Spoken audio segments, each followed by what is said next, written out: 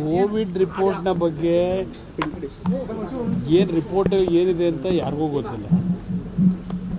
ಇವತ್ತು ಕ್ಯಾಬಿನೆಟ್ಟಲ್ಲಿಟ್ಟು ಅದನ್ನು ಅಕ್ಸೆಪ್ಟ್ ಮಾಡ್ಕೊಳ್ತಕ್ಕಂಥದ್ದು ಅಂತಕ್ಕಂಥ ಮಾಹಿತಿ ಮಾಧ್ಯಮದಲ್ಲಿ ನೋಡಿದ್ದೇನೆ.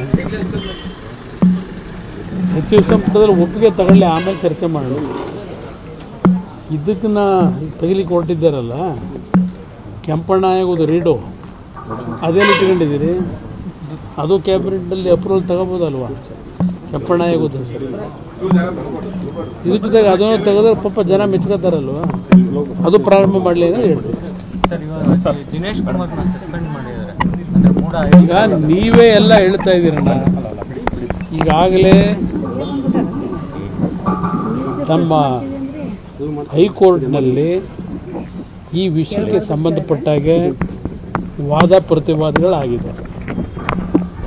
ಮತ್ತು ಇನ್ನೂ ಅಡ್ವೊಕೇಟ್ ಜನರಲ್ ಅವರು ಮತ್ತು ಸಿದ್ದರಾಮಯ್ಯನವರು ವಕೀಲರು ಇನ್ನೂ ಒಂದು ರೌಂಡ್ ಮಾತಾಡಲಿಕ್ಕೆ ಅವಕಾಶ ಕೇಳಿದ್ದಾರೆ, ವಾದ ಮಾಡಲಿಕ್ಕೆ. ಇದೆಲ್ಲ ಬರಲಿ, ಕೋರ್ಟ್ ಮುಂದೆ ಇದೆ. ಕೋರ್ಟಲ್ಲಿ ಅಂತಿಮವಾಗಿ ತೀರ್ಮಾನಗಳು ಏನಾಗ್ತದೆ ಕಾದು ನೋಡೋಣ.